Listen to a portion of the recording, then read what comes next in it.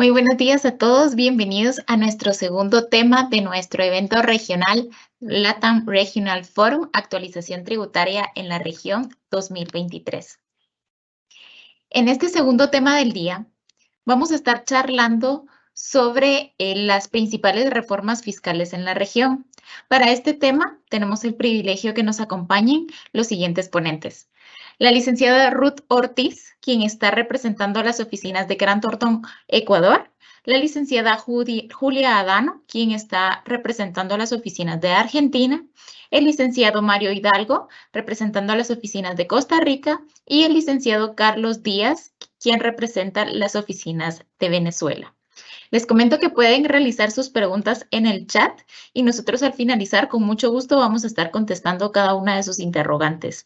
Bienvenidos una vez más, para mí es un privilegio presentarlos. Licenciada Ruth, cedo la palabra. Bienvenida, buenos días.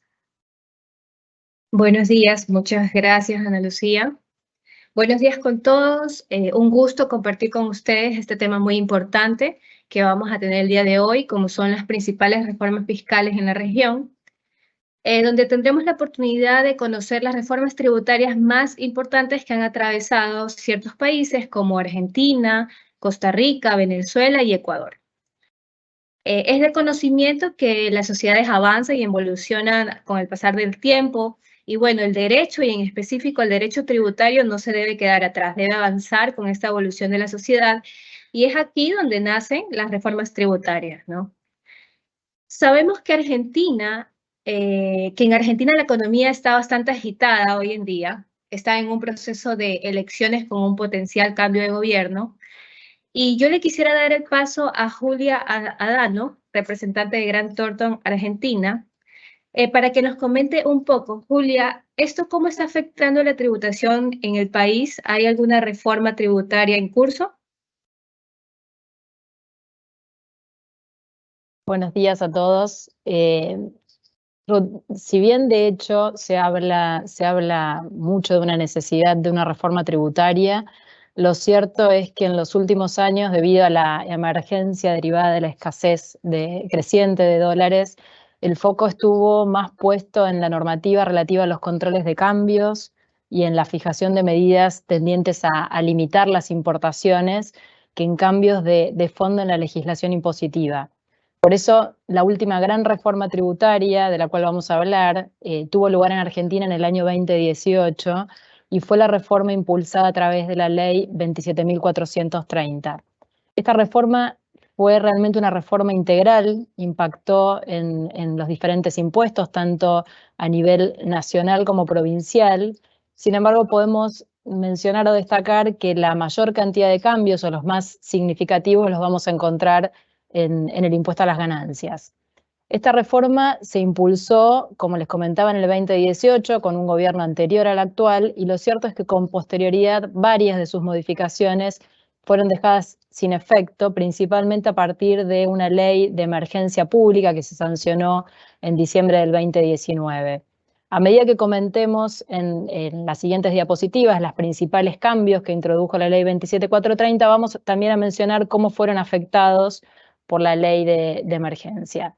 En esta slide podemos ver los objetivos centrales que tenía esta reforma que entró en vigor en el 2018, los cuales fueron promover la inversión, la competitividad y el empleo de calidad, avanzar hacia un sistema tributario más equitativo, eficiente y moderno, y derivado del cumplimiento de estos objetivos, lograr de alguna manera la reducción de la evasión impositiva, promoviendo al mismo tiempo el desarrollo de la actividad económica en el país.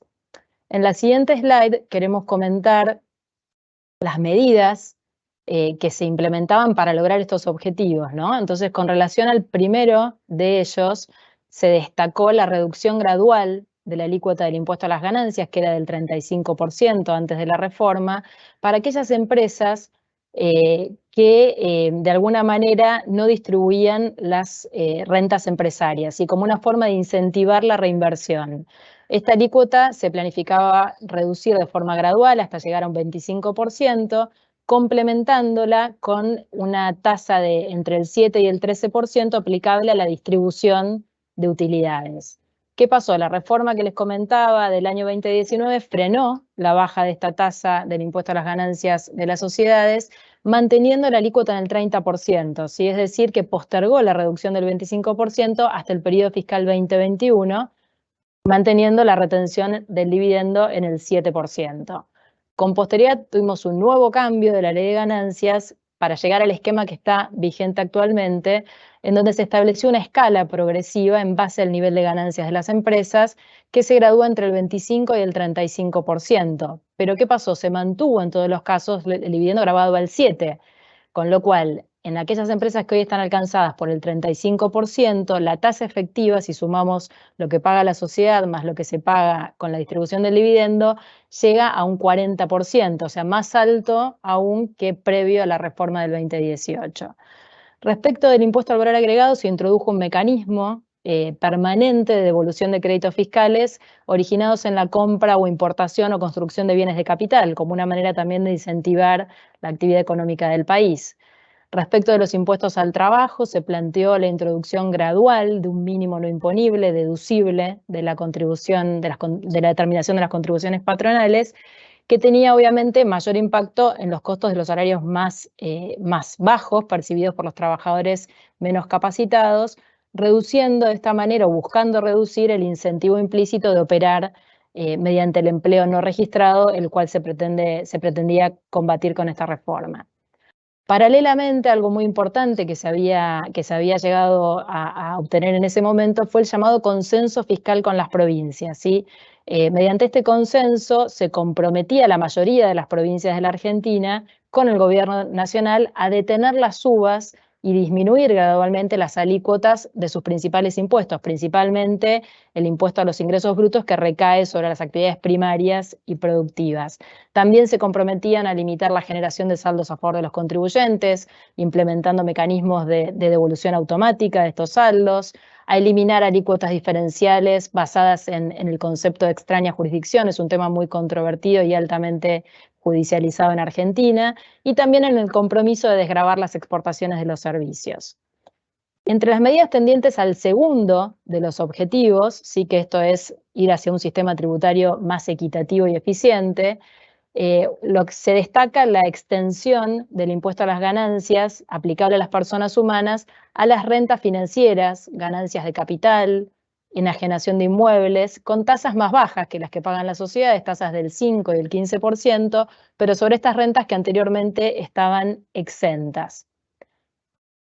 Un punto muy importante, si bien Argentina no es miembro de la OCDE, solicitó serlo, por lo tanto, esta reforma lo que hizo fue adoptar numerosas medidas tendientes a adaptar la legislación local, básicamente en cuanto a la ley de impuesto a las ganancias, a estándares internacionales que siguen las recomendaciones de la OCDE. Entre esas disposiciones se destaca, por ejemplo, la incorporación de la definición de los conceptos de jurisdicciones no cooperantes o de baja o nula tributación, o el concepto de establecimiento permanente, que antes teníamos que ir a los tratados internacionales para encontrar una definición porque la propia ley de ganancias no la contenía. También se incorporó la gravabilidad de la venta indirecta de bienes en nuestro país cuando son realizadas por parte de residentes del exterior. Se ampliaron las normas de transparencia fiscal internacional, incorporando conceptos como el de rentas pasivas, sustancia, que antes no estaban definidos por la ley, limitando las posibilidades de diferir el pago del impuesto a las ganancias. En términos de endeudamiento, se modificaron las reglas de capitalización exigua para limitar la deducción de intereses y otros cargos financieros como las diferencias de cambio originadas en préstamos contraídos con sujetos relacionados, tanto del exterior como locales. Esto fue una novedad, de incorporar también a las empresas relacionadas dentro del país.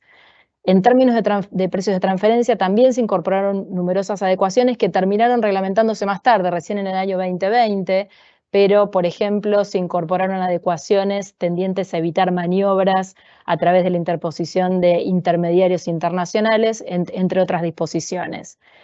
Algo realmente muy relevante e importante que impulsó esta reforma fue el restablecimiento del ajuste por inflación impositivo en el impuesto a las ganancias. Debemos decir que estaba suspendido desde el año 1991, a pesar de los altos niveles de inflación que siempre experimentó la Argentina. pero lo que se hizo en ese momento fue establecerse un mecanismo transitorio en el cual durante los primeros 3 años de aplicación del ajuste por inflación, el ajuste, sea pérdida o ganancia, se computaría por tercios.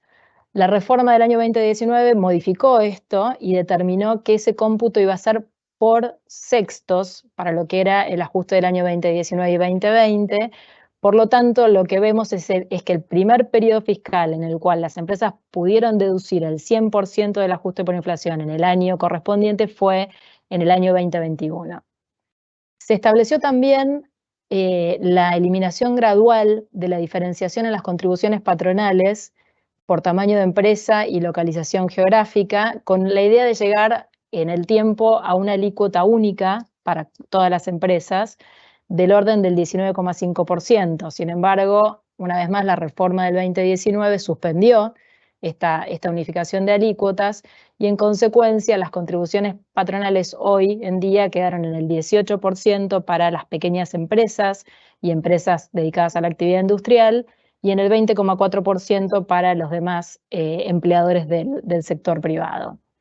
Con relación al IVA, también tenemos 2 modificaciones trascendentes. Se incorporó dentro del objeto del gravamen los servicios digitales prestados por sujetos no residentes cuando la utilización o explotación efectiva de esos servicios se lleve a cabo en el país. Y también se incorporó la figura del responsable sustituto, ¿sí? Asegurando de esta manera recaudar el gravamen en los casos de servicios que sean prestados dentro del país por sujetos no residentes, de modo de evitar de esta manera la evasión.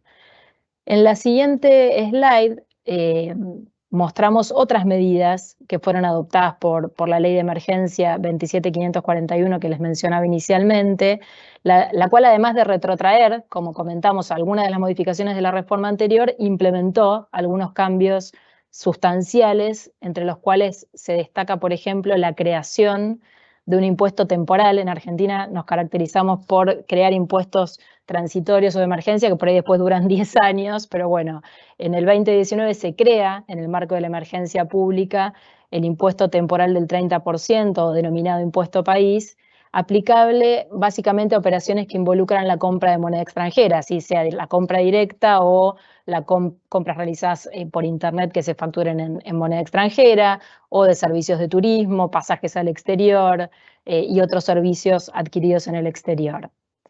Respecto de bienes personales, un impuesto que grava el patrimonio de los individuos y que de acuerdo con los lineamientos de reformas anteriores se decía que iba a tender a desaparecer. Lejos de esto, lo que hace la Ley de Emergencia del 2019 es incrementar las alícuotas con vigencia a partir de ese año, pasando del 0,25 que aplicaba antes de la reforma a alícuotas que van entre el 0,5 y el 1,25 cuando se trata de bienes que las personas humanas tienen en el país, y estableciendo además alícuotas aún más gravosas, diferenciales, que llegan hasta el 2,25% en el caso de que posean activos en el exterior. Esto fue también muy controvertido por vulnerar principios constitucionales y de hecho es un aspecto que está altamente discutido y judicializado. Con relación a los derechos de exportación, una de las principales, podemos decir, fuentes de recaudación del Estado, sobre todo si pensamos en las exportaciones de productos primarios que básicamente lideran la economía del país, lo que hizo esta norma es darle al Poder Ejecutivo la facultad de fijar derechos aún mayores, ¿sí? Dentro siempre del marco del Código Aduanero, pero se lo facultó para que aumente estos derechos, y también estableció la extensión de la aplicación de los derechos de exportación a los servicios, cosa que era bastante novedosa en los últimos tiempos, hasta el 31 de diciembre del año 2021. Así cuando originalmente estos derechos, que también se habían establecido de manera transitoria, debían dejarse sin efecto el 31 de diciembre del 2020.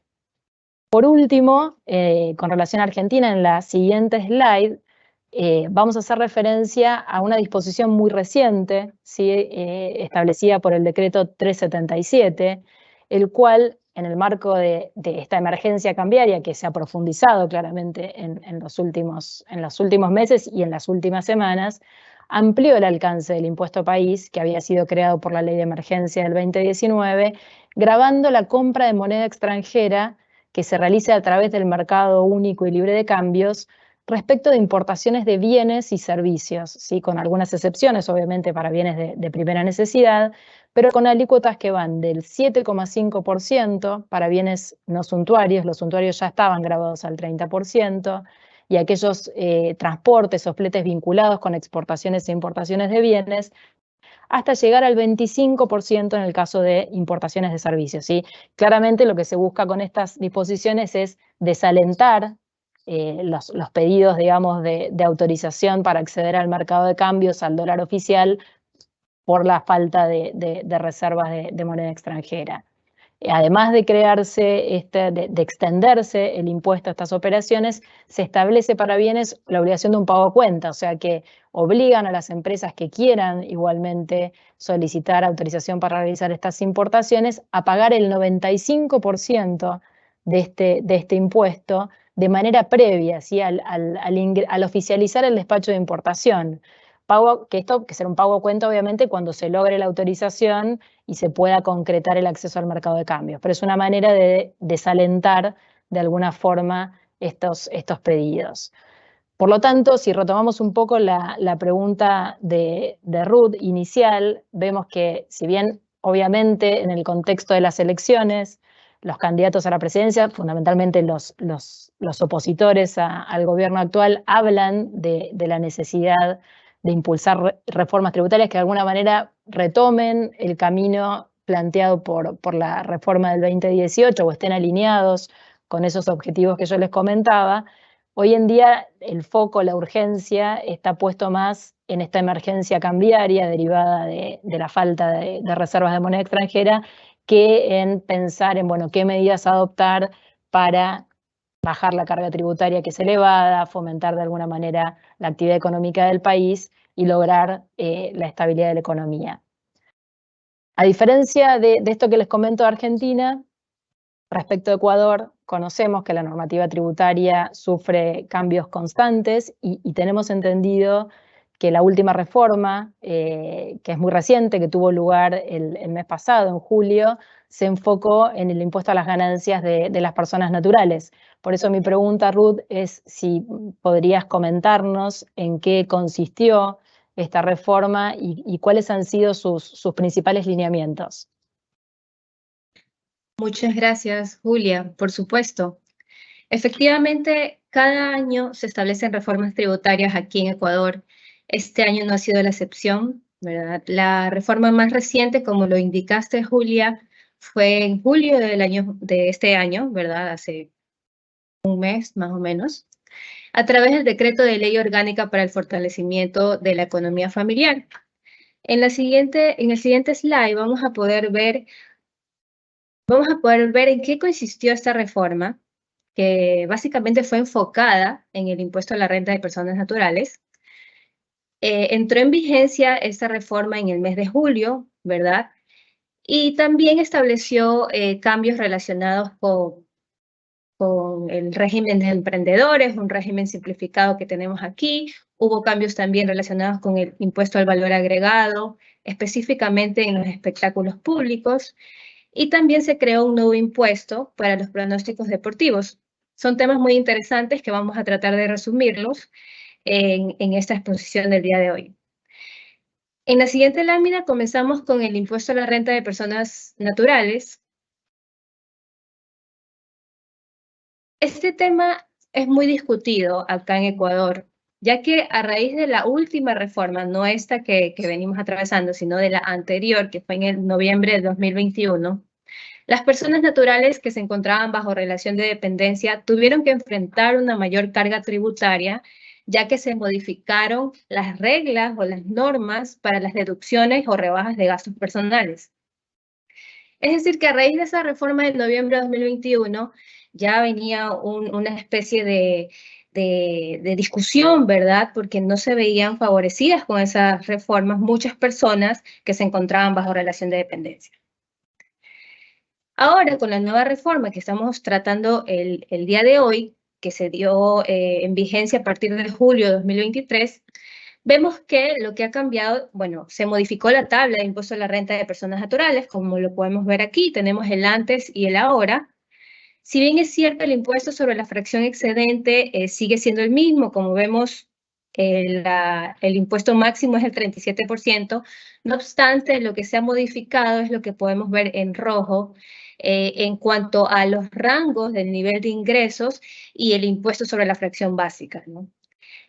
Una reforma muy puntual, digamos lo que llama la atención aquí, como lo vemos en la tabla del lado derecho, es el renglón que va desde la fracción básica de 79.388 hasta 105.580, donde podemos ver que ahora el impuesto sobre esa fracción básica de las personas que estén dentro de ese nivel van a tener que tributar $14.000, cuando antes las que se encontraban más o menos por ese nivel tributaban entre $7.000 y $10.000. Entonces es una diferencia significativa ahora, ¿verdad?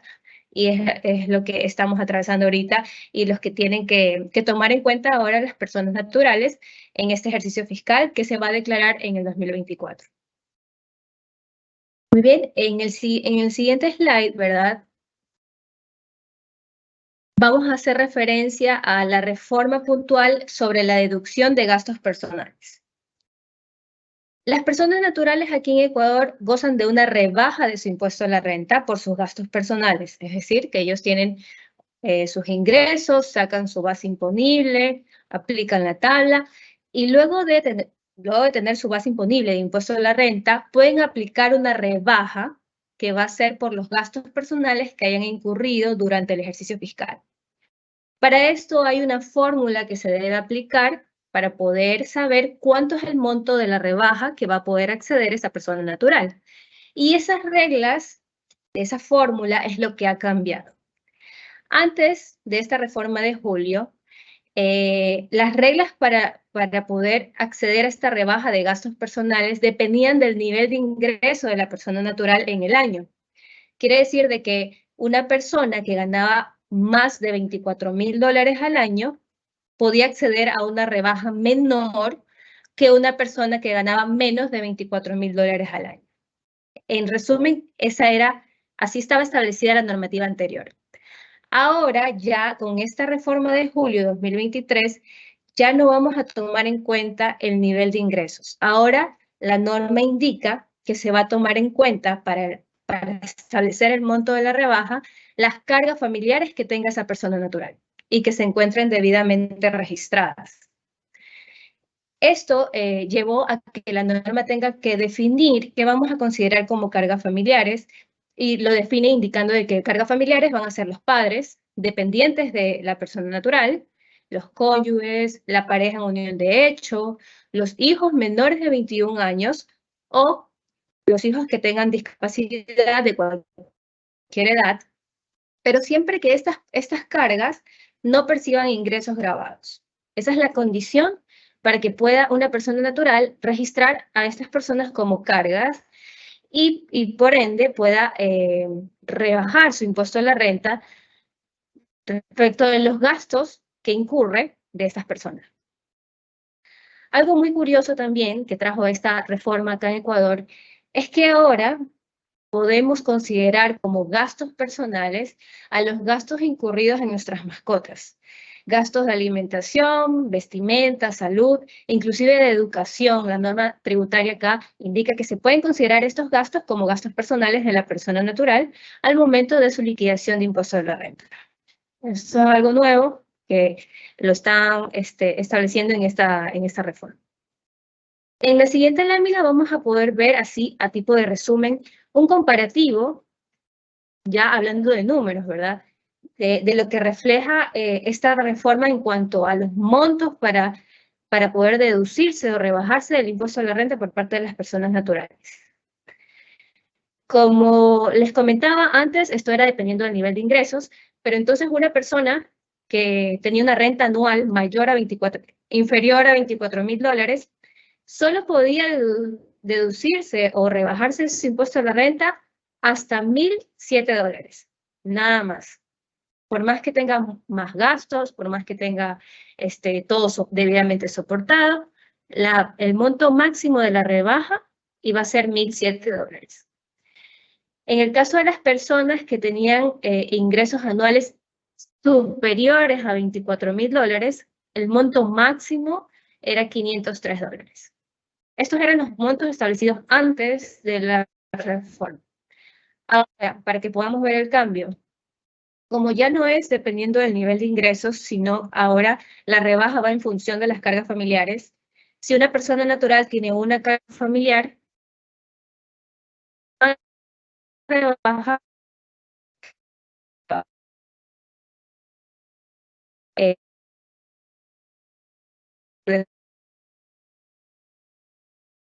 $200 y sí, sucesivamente hasta más familiares. La nueva está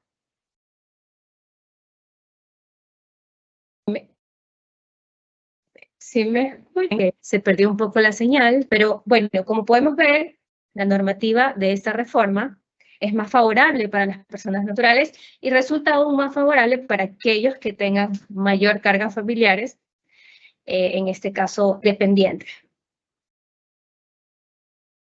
Muy bien, esta es la principal reforma que trajo este decreto ley. Vamos a ver dos reformas más en la siguiente slide. Vamos a poder ver.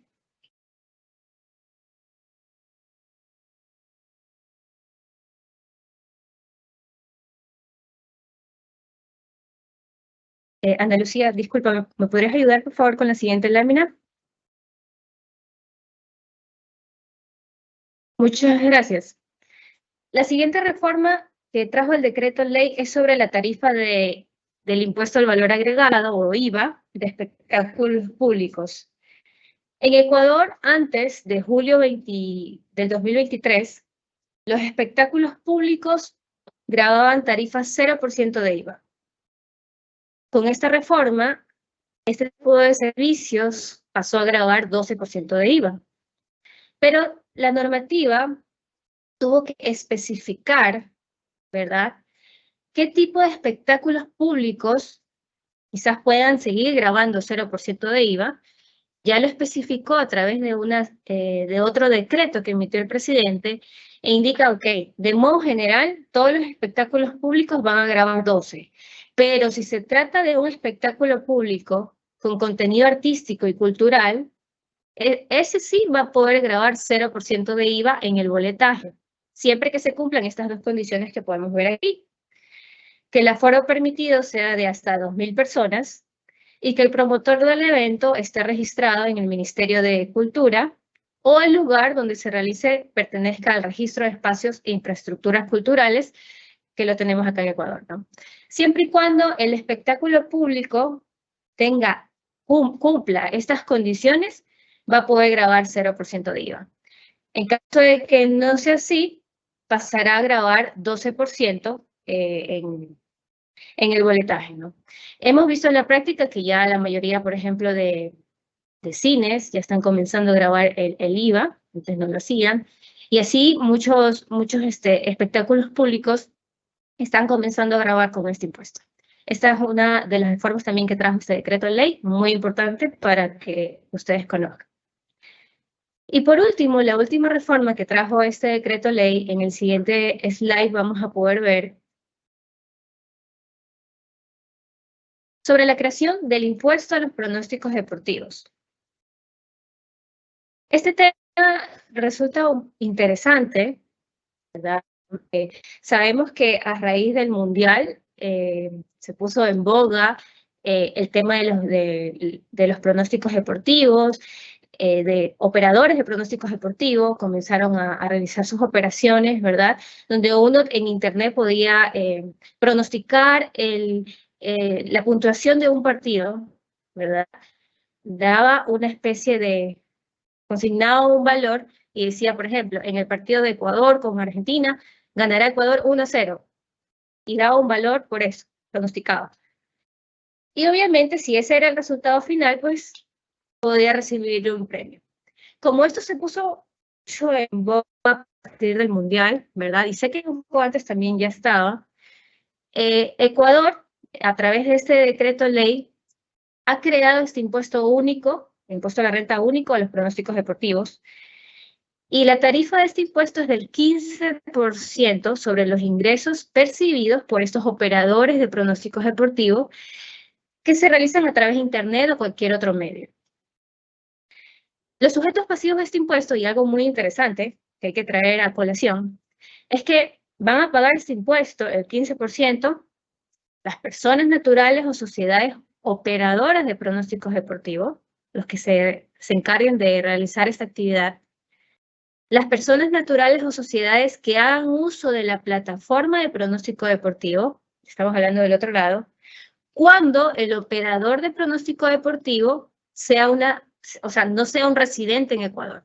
Quiere decir de que no solo va a gravar a los residentes, a los operadores residentes en Ecuador, sino que también va a gravar cuando se realicen estos pronósticos con operadores no residentes en el Ecuador. Un operador que esté en Estados Unidos, Argentina, Costa Rica, Venezuela, en cualquier país del mundo. Si yo como ecuatoriana residente de Ecuador realizo el pronóstico en un operador de pronóstico deportivo del exterior, yo actuaré como sustituto del impuesto y voy a tener que pagar esta tarifa. Asimismo, el beneficiario de cada premio recibido en dinero o en especie por el tema de operaciones de pronóstico deportivo, también va a tener que tributar el impuesto. Entonces tenemos 3 sujetos pasivos en distintas calidades aquí para este nuevo impuesto que ha creado este decreto ley, y que es muy importante, este impuesto va a entrar en vigencia a partir de enero del 2024. Para conocer, y ya para terminar, la base imponible de este impuesto que creó este decreto, para los residentes, los operadores residentes van a ser los ingresos generados menos el total de premios pagados por los pronósticos. Y para los no residentes, la base imponible del impuesto va a ser el total del valor pagado por el usuario en cada transacción. Esperamos que el Servicio de Rentas Internas, que es la administración tributaria aquí, pueda, digamos, ampliar un poco esta normativa que está establecida en la ley para poder entender un poco más sobre el impuesto. Esto se ha de dar ya a partir de que entre en vigencia en el 2024. Listo. Esto es el resultado de las reformas, la reforma más reciente que hemos tenido aquí en Ecuador. Ahora bien, quisiera entrar al tema de Costa Rica. Tenemos que Costa Rica fue incluida en la lista de estados no cooperantes por la Comunidad Europea debido a la discrepancia que existe entre lo que establece la renta local en Costa Rica sobre el principio de territorialidad de la fuente y también lo expresado con la jurisprudencia sobre este particular. Asimismo, conocemos que el gobierno de Costa Rica ha asumido el compromiso de provocar una reforma legal que facilite la salida del país de esta lista, a más tardar en octubre, nos estaba comentando en octubre del próximo año. Y, estimado Mario, le voy a dar paso para que por favor nos pueda comentar en qué consiste la iniciativa propuesta por el gobierno. Sí, muchas gracias, Ruth. Muy buenos días a todas las personas que tienen la gentileza de acompañarnos en este evento. Y en efecto, Costa Rica se encuentra en una situación complicada porque, si bien es cierto, nosotros o nuestro sistema impositivo local está basado o descansa en una piedra angular que es el principio de territorialidad de la fuente. Este principio ha sido, digamos, modificado artificialmente, tanto por posiciones que ha emitido la administración tributaria como los tribunales de justicia en materia impositiva, con pronunciamientos, con sentencias. Entonces, básicamente, si bien es cierto, nuestra ley de renta parte de una premisa según la cual pues solo los ingresos de renta y fuente costarricense se tributan en Costa Rica, y esa es la regla, digamos, que ha existido por los últimos casi ya 40 años. Lo cierto del caso es que nuestros tribunales y la administración tributaria ha entendido o ha indicado que este principio debe entenderse no en un contexto o dimensión geográfica, sino que podrían darse situaciones, ¿verdad?, que la ley no regula, desafortunadamente, situaciones según las cuales puede provocarse la atracción de rentas empresariales que se dan fuera de Costa Rica y ponerlas a pagar impuestos en nuestro país.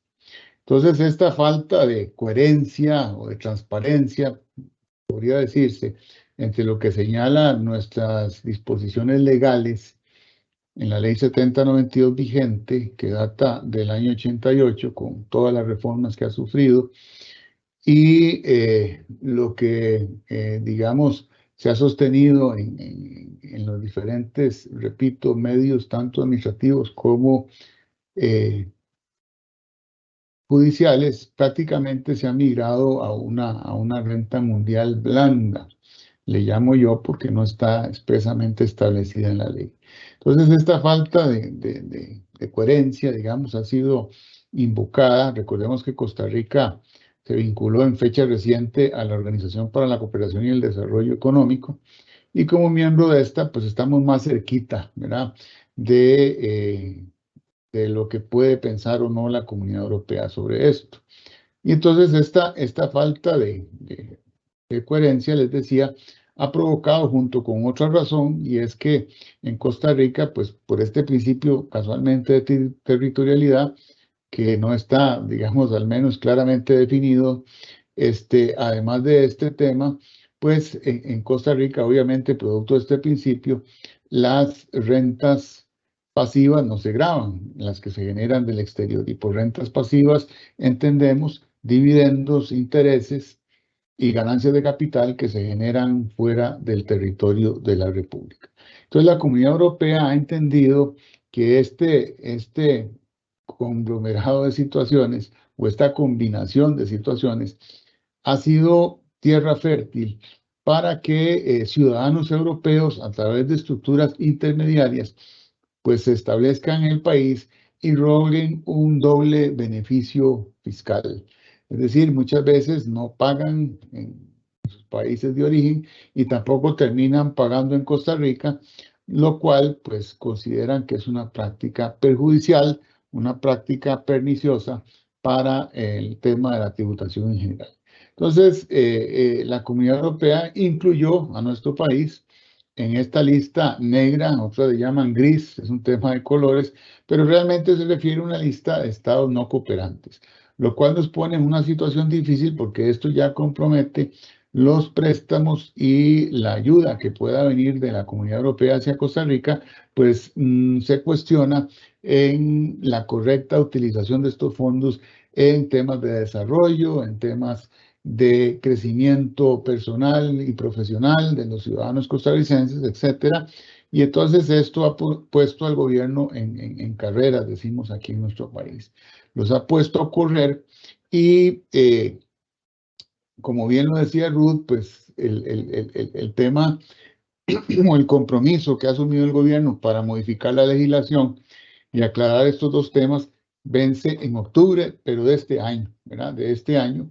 Y estamos ya casi en las puertas del mes de septiembre, y entonces, de verdad que estamos contra el tiempo. Se han presentado 13 iniciativas ante el Congreso local de nuestro país, que se llama la Asamblea Legislativa, que es el órgano constitucional encargado de aprobar las leyes aquí en nuestro país. Y esta Asamblea Legislativa pues ha empezado a estudiar estas iniciativas, donde fundamentalmente los primeros proyectos que se presentaron para lograr salir de esta situación es a establecer un gravamen sobre rentas pasivas que sean generados por conglomerados, ¿verdad?, o entidades legales internacionales que estén establecidos en nuestro país y que puedan ser entendidas como entidades legales no calificadas. ¿Qué significa ser una entidad no calificada? Bueno, que no se tiene la sustancia, no se tiene la suficiente presencia, no se tiene la posibilidad de tomar decisiones desde Costa Rica, o sea, prácticamente es una empresa de papel, y en consecuencia, pues cuando estamos en presencia de estas compañías, pues se procede a gravar las rentas pasivas que se generen en el exterior del país. Y por otra parte, el proyecto propone también, o parte de estas iniciativas proponen reforzar el principio de territorialidad de la fuente para rentas activas. Entonces, el gobierno, estas son iniciativas presentadas por otros partidos políticos que no son los que están en el gobierno. Y si podemos pasar a la siguiente slide, pues nos ayudaría bastante a ver cuál es la iniciativa que ha planteado el gobierno de la República, quien no se ha quedado atrás, ¿verdad? Y ha planteado un proyecto mucho más ambicioso que el que yo acabo de describir. Y prácticamente el gobierno propone una reforma integral, ¿verdad? Para cambiar totalmente el impuesto sobre la renta, siempre partiendo de un principio de territorialidad de la fuente. Sin embargo, sigue gravando sin excepción y para todos los casos, tanto para tirios como para troyanos, las rentas pasivas que se generan en el extranjero. Entonces, de aprobarse esta otra iniciativa propuesta por el gobierno de la República, pues estarían gravando la totalidad, absolutamente la totalidad de las rentas pasivas, sean estas provocadas en cabeza de locales o de contribuyentes no residentes en nuestro país.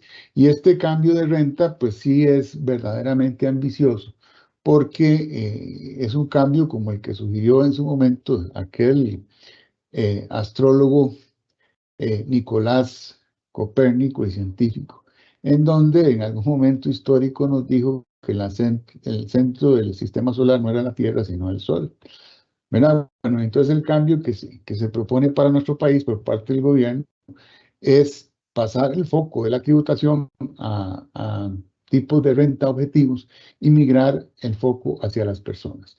Entonces, esta reforma prácticamente establece un impuesto sobre la renta a las personas físicas, a las personas jurídicas y a las personas no residentes, con cambios muy particulares que acompañan a esta reforma, cambios lo que sería el Código de Normas y Procedimientos Tributarios, que es el que regula, digamos, de manera general la materia impositiva en nuestro país, y estableciendo temas como la posibilidad de que la administración tributaria, sin acudir a donde los jueces, puedan cobrar los adeudos tributarios. También se plantea la posibilidad de que la administración tributaria costarricense pueda adoptar medidas cautelares dentro de los procedimientos de determinación de oficio cuando considere o estime que el contribuyente puede sustraerse a la acción cobratoria del Estado costarricense. Y tal vez el cambio más significativo es el levantamiento del velo corporativo para algunos escenarios en donde la administración tributaria, previo establecimiento de la responsabilidad respectiva, puede pedirle a los socios que asuman las obligaciones de la empresa contribuyente, o en el contexto de un conglomerado económico o en un grupo de empresas, pues que alguna de las empresas de ese grupo pague los tributos por la otra que no está en condiciones de hacerlo. Y esto ha causado, digamos, alguna preocupación en la ciudadanía costarricense, y prácticamente pues ya han sonado tambores de guerra en contra de estas iniciativas, y se ha dicho hasta la fecha de hoy, en algún momento, que estos proyectos no tienen viabilidad política. Pero en nuestro país, pues desafortunadamente nunca se sabe. Una cosa es lo que entra a la Asamblea Legislativa y otra cosa es la que sale. Y lo cierto del caso es que, repito, tenemos una carrera importante contra el tiempo, ¿verdad? Una carrera importante porque nosotros tenemos que adoptar esta normativa que debe entrar en efecto el 1 de enero del año 2024 y que necesariamente debe ser adoptada por la Asamblea Legislativa y obviamente aceptada por el Poder Ejecutivo. También, a la par de esta iniciativa, pues el gobierno ha propuesto cambios importantes en lo que en nuestro país conocemos como la ley del marchamo, que es un derecho de circulación que pagan los vehículos autopropulsados en nuestro país, tanto los vehículos entendidos como automóviles, ¿verdad? Carros, les decimos aquí, y embarcaciones, y también naves aeronáuticas. Entonces, esto se ha querido de alguna manera simplificar y ayudarle al costarricense a que pague menos por estos impuestos. Sin embargo, si uno hace la matemática, si uno hace la tarea, ve que los vehículos que terminarían pagando un menor impuesto, pues son aquellos que son de muy bajo valor, ¿verdad? Aquellos vehículos que tienen un valor razonable de mercado, que son relativamente nuevos, pues sí hay un incremento sustancial y esto también ha provocado un desencanto en la población costarricense. Les hablaba del cambio al Código de Normas y Cuentos Tributarios, ¿verdad? Con los cambios principales que ya les mencioné.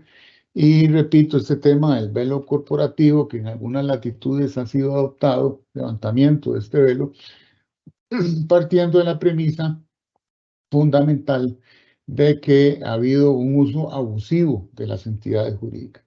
Bueno, este cambio se quiere impulsar en nuestro país sin que se exija ese requisito previo, ¿verdad?, del uso abusivo demostrado de las personas jurídicas que hayan sido constituidas al efecto para operar en el entorno económico costarricense. También se proponen cambios en las sanciones, algunas más severas que otras, ¿verdad?, totalmente relacionadas en muchos casos con lo que es el suministro de información oportuno a la administración tributaria.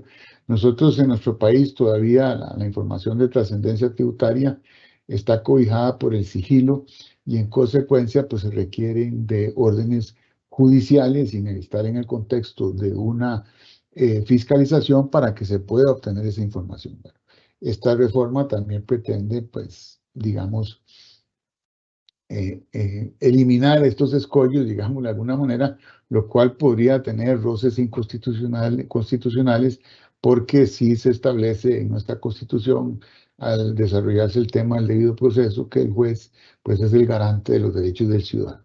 Pero de nuevo, pues, se quiere dotar a la administración tributaria de potestades exorbitantes, importantes, para que pueda cobrar mejor los impuestos, que es lo que se ha dicho por algunas personas, que en nuestro país no se necesitan impuestos nuevos, sino cobrar mejor los que ya existen.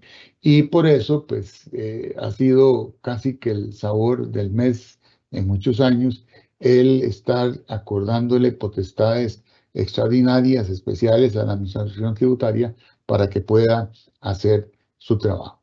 También dentro de esta reforma que se plantea, presentada por el Gobierno de la República, pues es tocar nuevamente el tema de las exoneraciones, entendidas estas como la dispensa legal del pago de la obligación tributaria en muchos casos, y que toca temas sensibles como los equipos médicos, las sillas de ruedas, tiquetes aéreos, donde el turismo en nuestro país es un tema muy sensible, y quiere gravarse con IVA muchos de estos equipos y muchos de estos temas, bajo el pretexto de que, pues, la persona acaudalada de la que viaja, la persona que compra de manera privada y que no la obtiene de la seguridad social, equipo médico como sillas de ruedas, entre otros artefactos, pues es gente pudiente.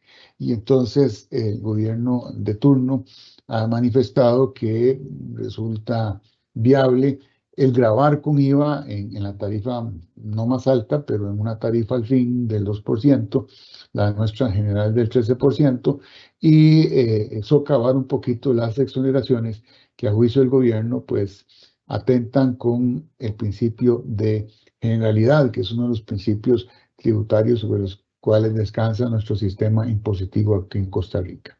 Y tal vez para ir terminando, si podemos pasar a la siguiente, sí hay también dentro de la reforma propuesta en nuestro país, que se le ha denominado fortalecimiento de la gestión de la deuda pública, pues lo que persigue el gobierno es un ordenamiento de la deuda pública. Aquí nosotros el déficit no ha sido un tema sencillo, ha sido un déficit que ha generado problemas por muchísimos años y que en virtud de una adopción de la famosa regla fiscal que se adoptó en el año 18 y que está vigente a partir del 1 de julio del 2019, pues muchas instituciones del Estado pues no pueden, están impedidas de gastar más de los ingresos que logran obtener. y esto ha hecho que la deuda fiscal pues haya disminuido, el déficit fiscal haya sido en alguna medida controlado. No hemos salido del problema, digamos que el tema está controlado. Sin embargo, ahora se quiere también que la gestión de la deuda pública pues se adopten estándares internacionales, y constitucionalmente esta tarea le corresponde a un órgano que se conoce como la Tesorería Nacional, que tiene sus funciones establecidas en el artículo 185 de nuestra Constitución Política y dice cómo tiene que gestionarse la deuda. La adopción de estas reglas, se entiende, tendría un problema con esta norma constitucional, y en consecuencia podría herir de muerte en la cuna pues esta propuesta. Lo cierto del caso es que estos son los cambios que ha propuesto el gobierno. Existen otros proyectos que están presentados también en la Asamblea Legislativa, y lo que perseguimos es poder salir de la lista negra ante la Comunidad Europea. Esto tendría que definirse en este mes de septiembre y aprobarse alguna iniciativa, si no estaríamos en mora con lo que el gobierno ha adaptado, las promesas que han adoptado con la Comunidad Europea principalmente, y esperamos pues que esto se resuelva de la manera más feliz y en el menor plazo posible. Entonces, este es, digamos, el reporte en los posibles cambios. Yo quise traer a colación esta propuesta porque es un tema muy importante para Costa Rica y que puede afectar de concretarse pues la planificación fiscal que tienen en funcionamiento muchos contribuyentes en nuestro país. Más que referirme a cambios concretos ya se habían materializado en el año 19, sin embargo, esto es un tema que me pareció muy interesante y apremiante, pues compartirlo con las personas que han tenido la delicadeza de acompañarnos. Y de parte de lo que es nuestra jurisdicción, pues ese sería el mensaje o la información que yo quería compartir con ustedes. Y ahora, en consecuencia, me corresponde presentarles a don Carlos, ¿verdad?, de Venezuela, que es un país con el cual Costa Rica, pues desde hace muchos años también ha tenido mucha interacción.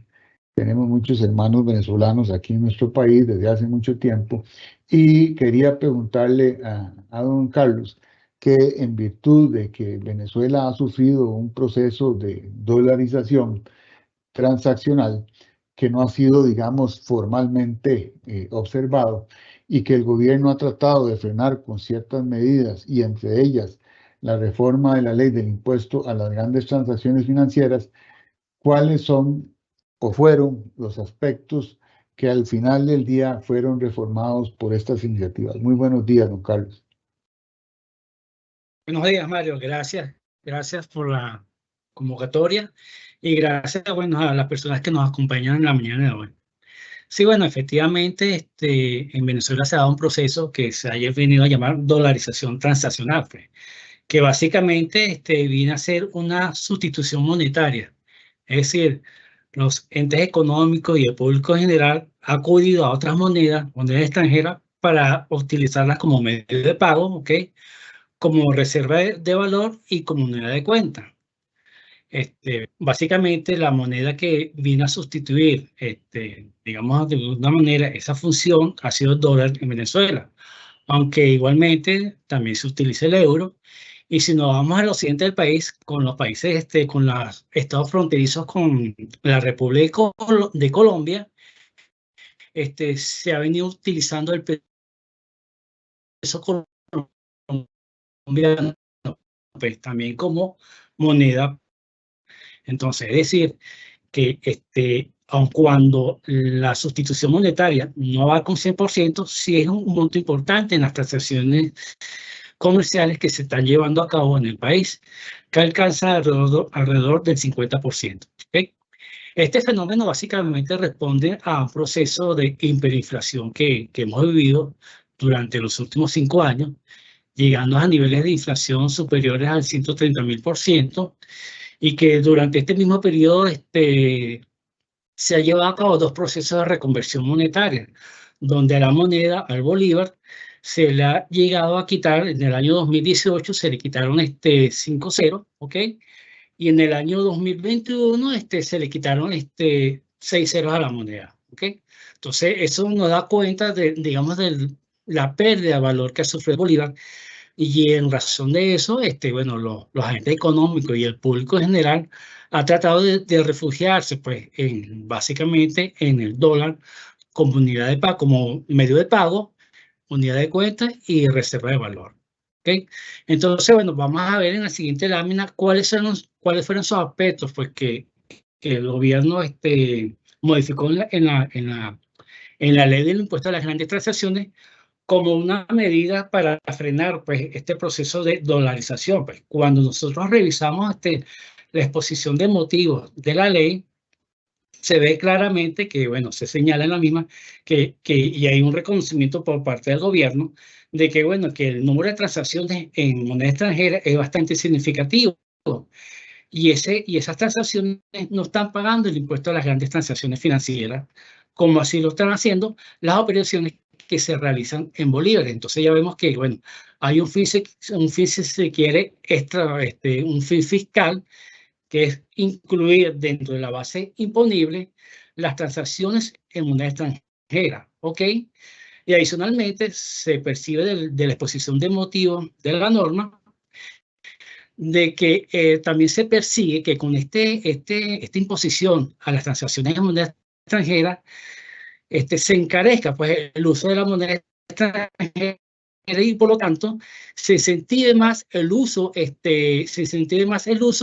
del bolívar en la economía.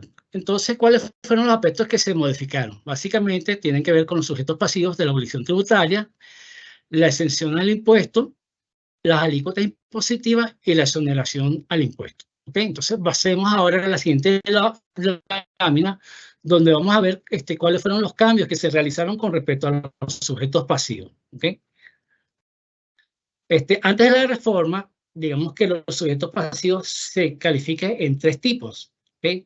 En primer lugar, están las personas jurídicas o entidades económicas sin personas jurídicas calificadas como sujetos pasivos especiales. Los sujetos pasivos especiales es una categoría de contribuyentes que la administración tributaria califica como tal respondiendo al nivel de ingresos anuales en el año. Por ejemplo, una persona natural, una persona física que en los actuales momentos percibe ingresos superiores a los 480.000 bolívares puede ser calificada como sujeto pasivo especial. En el caso de las personas jurídicas, una persona jurídica que percibe ahorita 3.840.000 bolívares al año, ingresos brutos, también puede ser calificada como sujeto pasivo especial. Esta calificación no es automática, sino que tiene que haber un acto administrativo por parte de la autoridad tributaria en el cual se designe y se califique a ese contribuyente, persona natural o persona jurídica, en este caso persona jurídica, como sujeto pasivo especial. El segundo tipo de sujeto pasivo obligado a este impuesto están aquellas personas jurídicas y entidades económicas sin personas jurídicas que aun cuando no tienen la calificación de sujeto pasivo especial, están vinculados jurídicamente a un sujeto pasivo especial. En este sentido, cualquier persona jurídica no calificada como sujeto pasivo especial, pero que tenga esa vinculación, también va a estar obligada al pago del impuesto. Es decir, este impuesto grava básicamente los débitos en cuentas bancarias y los pagos que se realicen fuera de las instituciones financieras. Inclusive abarcan los pagos que se lleven a cabo a través de una compensación de deuda, a través de una novación de deuda o una condonación de deuda. Digamos que el tercer tipo de sujeto pasivo que conseguimos antes de la reforma va a incluir aquellas personas naturales y las personas jurídicas y entidades económicas sin personas jurídicas que aun cuando no tengan el calificativo de sujeto pasivo especial y no estén vinculados jurídicamente a un sujeto pasivo especial, cuya vinculación pudiera ser, por ejemplo, a través de una participación accionaria, aun cuando no existe este vínculo y no tengan la calificación de sujeto pasivo especial, estas personas cuando efectúen pagos por cuenta de un sujeto pasivo especial, también van a estar obligados a pagar el impuesto. Es decir, por cada transacción bancaria, por cada débito a su cuenta bancaria que realizan, también van a estar obligados a pagar el impuesto a las transacciones financieras. ¿Okay? Este impuesto realmente es un impuesto al débito bancario como tal. Igualmente, van a pagar el impuesto, ¿ok?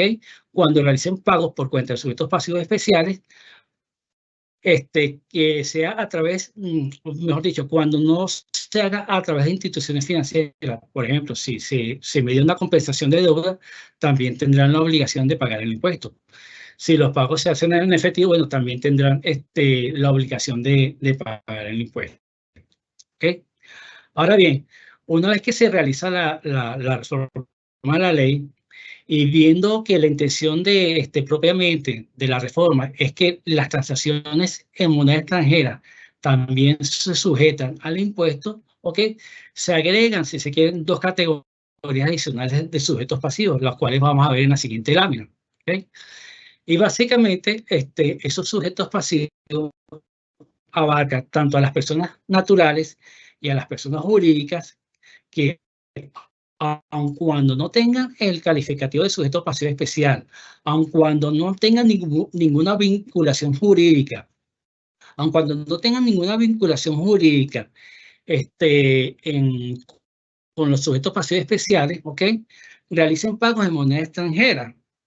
Entonces, en esos casos, estas personas naturales o personas jurídicas que realicen esos pagos en moneda extranjera van a estar obligados también al pago del impuesto a las transacciones financieras. ¿Okay? Hay una figura que más adelante la vamos a ver, que es el sujeto de percepción, que se va a aplicar sobre todo a las personas naturales y a las personas jurídicas cuando realicen pagos en divisas a los sujetos pasivos especiales. ¿Okay? El otro aspecto reformado en la ley, que vamos a ver seguidamente en la siguiente lámina, tiene que ver con las exenciones del impuesto a las transacciones financieras. Y básicamente en esta exención, si quieres, Ana Lucía, podemos pasar a la siguiente lámina. Ok, ya me referí a estos dos puntos. Okay. Básicamente, esta exención lo que hace es que se incorpora un nuevo numeral que abarca las operaciones cambiarias realizadas por un operador cambiario debidamente autorizado. Es decir, se incorpora este nuevo numeral en los supuestos de exención establecidos en la ley, ¿okay? Y toda aquella operación cambiaria que se realice con un ente autorizado, que en este caso son la Banca Nacional, y así como las casas de cambio debidamente autorizadas por el Gobierno Nacional, va a estar exenta del pago del impuesto a las transacciones financieras. El siguiente punto de la reforma, y que vamos a ver en la siguiente lámina, en la siguiente presentación, tiene que ver con las alícuotas del impuesto. ¿Okay? Pasamos a la siguiente lámina, por favor. Gracias. Ok, entonces el otro aspecto que se modificó tiene que ver con las alícuotas impositivas como tal, ¿no? Si nos basamos un poco en la categoría de contribuyentes que anteriormente les señalé, ¿ok? Y así como el tipo de transacción, entendido de estas transacciones que se lleven en bolívares o se lleven en moneda extranjera, ¿ok? Son distintas las alícuotas que se van a aplicar, ¿ok? En el primer caso tenemos que, bueno, cuando se realicen transacciones en bolívares, ¿ok? Por los sujetos que anteriormente les señalé, es decir, los sujetos pasivos especiales, la alícuota estará entre un 2%, un 0% y un 2%. Cuando las transacciones financieras, mejor dicho, las transacciones comerciales se realicen por contribuyentes especiales, ¿ok? Y también inclusive aquellas personas que no tienen esa condición, sea en moneda extranjera y se realizan a través de la Banca Nacional, la alícuota va a oscilar entre el 2% y el 8%, ¿ok? Y cuando las transacciones se realizan en moneda extranjera fuera de las instituciones financieras, esta alícuota es del 2% al 20%. Actualmente las alícuotas son las siguientes, las que vamos a apreciar en la siguiente lámina, ¿ok? Sigamos a la siguiente lámina, por favor. Ok, actualmente fíjense que las alícuotas que se están aplicando son, en el caso de las transacciones realizadas en bolívares, va a ser del 2%, y en el caso de las transacciones realizadas en moneda extranjera, inclusive, se me olvidó comentarle, también se contempla pues, que en el caso de que las transacciones sean canceladas en criptoactivos o criptomonedas distintas a lo emitido por el gobierno, acuérdense que el gobierno emitió una criptomoneda, que es el Petro. Pues. Entonces, cualquier transacción que se realice con un cripto distinto al Petro y cualquier otra transacción que se realice en moneda extranjera distintas a la del curso legal, que es el bolívar, en los actuales momentos la alícuota con que se graba esa transacción es del 3%. Entonces, digamos, concluyendo esta primera parte, las transacciones hechas en bolívares por los sujetos anteriormente 6%, y las transacciones hechas en divisas, dólares, euros o cualquier otro signo monetario distinto al del curso legal, que es el bolívar,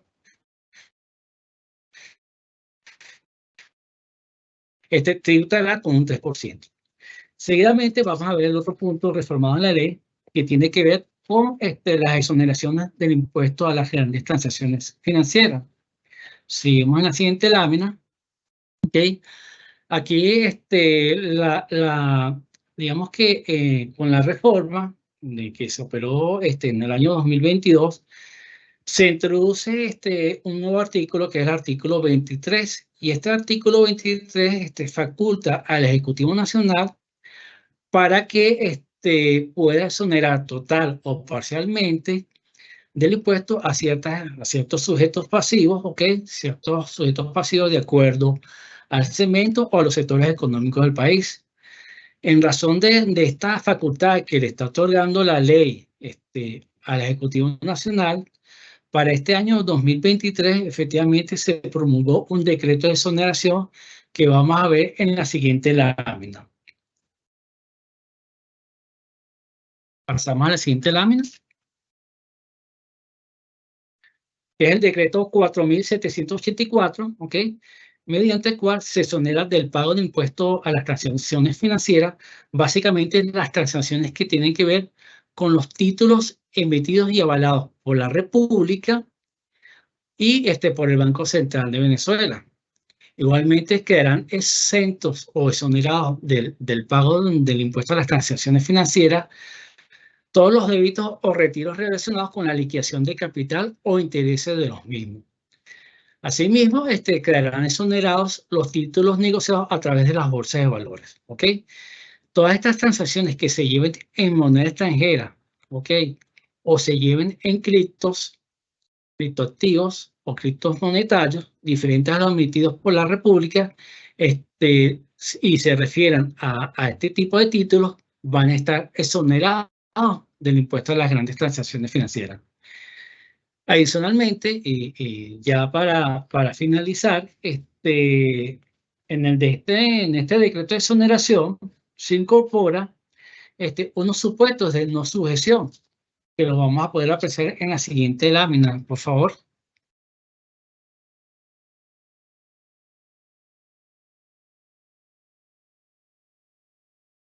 Ok, entonces, fíjense que en este decreto 4.784, a pesar que es un decreto de exoneración del impuesto, también se han incluido unos supuestos de no sujeción del impuesto, ¿ok? Los cuales me permito señalarles seguidamente. No están sujetas al pago del impuesto, entre otras las siguientes operaciones. Operaciones cambiarias realizadas por personas naturales y jurídicas, pago en bolívares con tarjeta de débito o créditos nacionales o internacionales desde cuentas en divisa a través de puntos de pago debidamente autorizados por las autoridades competentes, salvo los realizados por los sujetos pasivos especiales. Pagos en moneda distinta a la del curso legal en el país o en criptomonedas o criptoactivos diferentes a los emitidos por la República Bolivariana de Venezuela, realizado a personas naturales, jurídicas y entidades económicas sin personalidad jurídica, que no están clasificados como sujetos pasivos especiales. Y finalmente estarán también no sujetos al gravamen de este impuesto las remesas enviadas desde el exterior a través de las instituciones autorizadas para este efecto, ¿no? Entonces, como hemos podido apreciar la intención de esta reforma y dada la importancia que ha tenido en el país las transacciones en moneda extranjera, ¿okay? Que así lo ha permitido el gobierno, aun cuando no ha habido digamos, una formalización como tal de dolarización de la economía, ¿okay? El gobierno sí ha sido permisivo para que tanto las personas naturales como personas jurídicas realicen sus transacciones, en este caso, en dólares o cualquier otra divisa, ¿okay? Esto no ha sido todavía un proceso formal, es decir, usted no puede ir, este proceso no se ha bancarizado, ¿ok? El sistema financiero no está dolarizado, usted no puede ir al banco a solicitar un préstamo en divisa, ¿ok? Usted no conseguirá en la banca nacional una cámara de compensación por operaciones en dólares o en divisa como tal, ¿no? Pero sí, en la práctica comercial se ha venido utilizando como referente el dólar, básicamente, ¿ok? Como medio de pago, como reserva de valor y como unidad de cuenta a los fines de fijar los precios, ¿ok? Finalmente, bueno, quería señalarle que a pesar de que, y a lo mejor para aclarar un poco cómo es esto de que, bueno, no está formalizado totalmente la dolarización en el sistema financiero, pero cuando voy a un punto de venta y utilizo un débito fiscal asociado a una cuenta en divisa, ¿cómo lo puedo hacer? Bueno, si bien no está formalizado financieramente o no ha habido una dolarización del sistema financiero, el gobierno ha permitido la apertura de cuentas en divisa, ¿ok? Se denominan cuentas custodias, y de alguna manera con estas cuentas custodias el titular de la cuenta puede hacer uso para el pago pues, de la compra de bienes y servicios.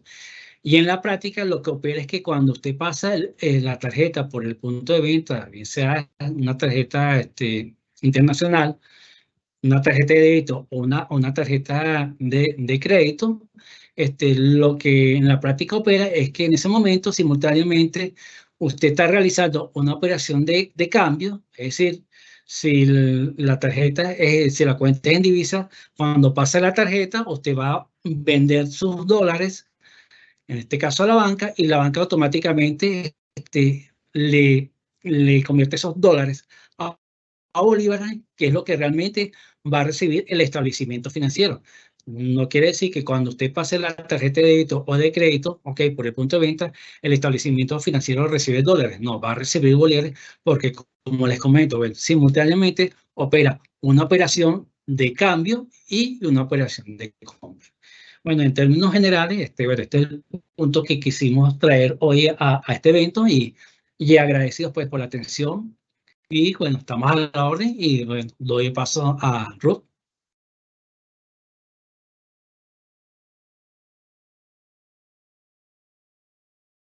Muchas gracias, licenciado, por su participación. Muchísimas gracias a todos los ponentes que nos acompañaron el día de hoy, a los participantes que nos están viendo. Les comento que en el chat les dejé el link de nuestro próximo tema. Inicia ahorita a las 11 de la mañana, hora de Guatemala. Este tema será las tendencias mundiales en materia de tratados de libre comercio. Así que los invitamos a que nos acompañen en este último tema de nuestro evento regional. Muchísimas gracias nuevamente a todos los ponentes que nos acompañaron en este tema tan interesante y a los participantes los esperamos en nuestro próximo tema. Muchas gracias y feliz día. Gracias, feliz día.